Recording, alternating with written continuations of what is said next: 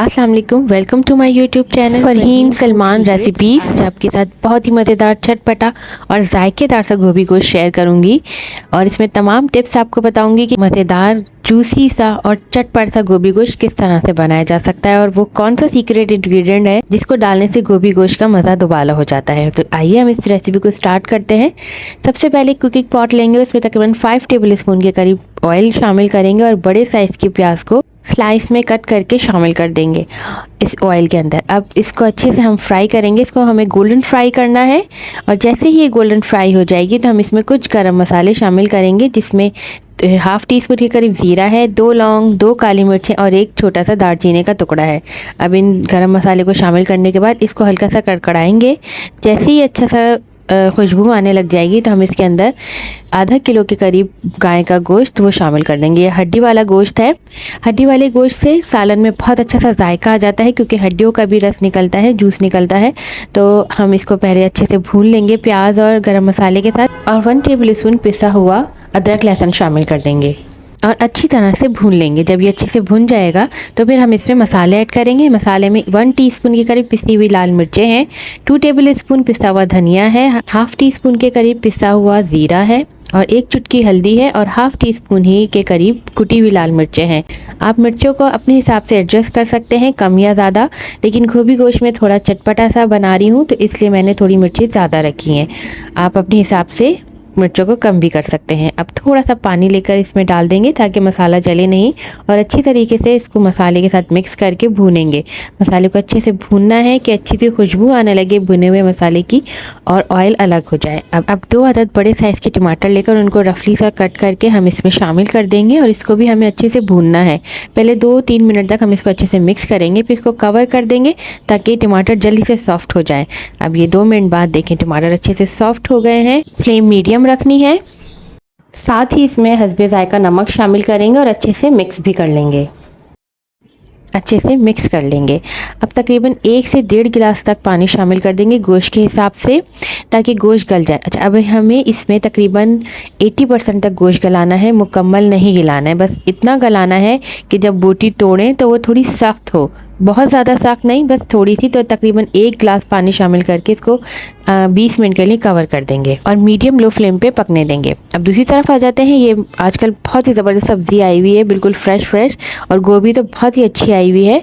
तो सबसे पहले हम गोभी को अच्छे से धो लेंगे और इस तरह से इसको फूल को अलहदा कर लेंगे और हाथ से हम फूल को इस तरह से एक टुकड़ी को अलग कर लेंगे, ताकि जो है बहुत बारीक बारीक से हमें इसको नहीं करना है, बल्कि इस तरह से जो गोल गोल फूल बना हुआ होता है वो इसको एक करके हम अलग कर लेंगे। और इसके साथ ही जो ये पार्ट होता है गोभी में से जो निकलता है, इसको भी हम अच्छे से बारीक बारीक कट कर लेंगे। इसका बहुत अच्छा सा टेस्ट और खुशबू आती है, तो आप भी इसको ज़रूर शामिल कीजिएगा। और इसके गोभी के फूल के नीचे के जो डंठल होते हैं उनको भी बारीक बारीक सा कट कर लेंगे और इसको भी हम गोभी गोश्त में शामिल करेंगे। ये आधा किलो से थोड़ी सी कम गोभी है। अब ये देखिए 20 मिनट में तकरीबन अच्छा खासा जो है पानी ड्राई हो चुका है और गोश्त भी काफ़ी हद तक गल गया है, थोड़ी सी कसर है। तो अब हम फ्लेम को थोड़ा सा तेज़ कर लेंगे और इस मसाले को भूनेंगे। 3 से 4 मिनट में ये अच्छे से भुन जाएगा। अब तकरीबन 2 टेबल स्पून के करीब हम दही शामिल करेंगे। दही से बहुत अच्छा सा एक जायका आ जाता है, तो आप भी ज़रूर शामिल किया कीजिए। सालन में चाहे थोड़ी सी करें, इससे बहुत ही अच्छा जायका आता है।